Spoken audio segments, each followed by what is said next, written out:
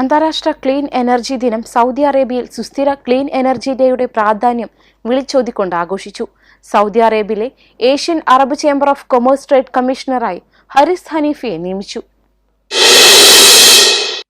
മൂന്നാമത് അന്താരാഷ്ട്ര വാർഷിക ഇന്റർനാഷണൽ ക്ലീൻ എനർജി ദിനമാണ് റിയാദ് ഷെറാട്ടൺ ഹോട്ടലിൽ വിപുലമായി ആഘോഷിച്ചത്.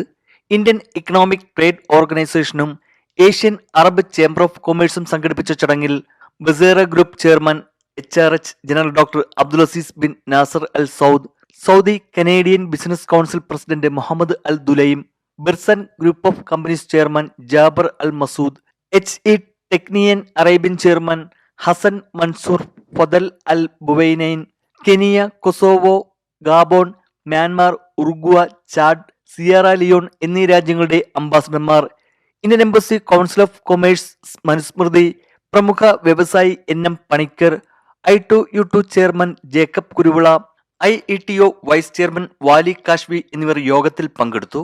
സൗദി അറേബ്യയിലെ Asian Arab chamber of commerce trade കമ്മീഷണറായി ഹാരിസ് ഹനീഫയെ പ്രഖ്യാപിക്കുന്ന ചടങ്ങും നടന്നു.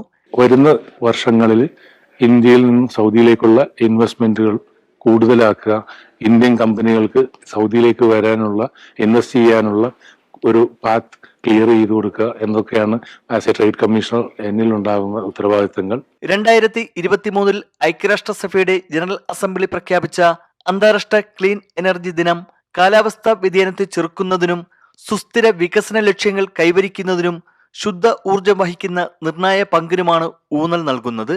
ഷംനാഥ് കരുനാഗപ്പള്ളി, ജീവൻ ന്യൂസ്, റിയാദ്.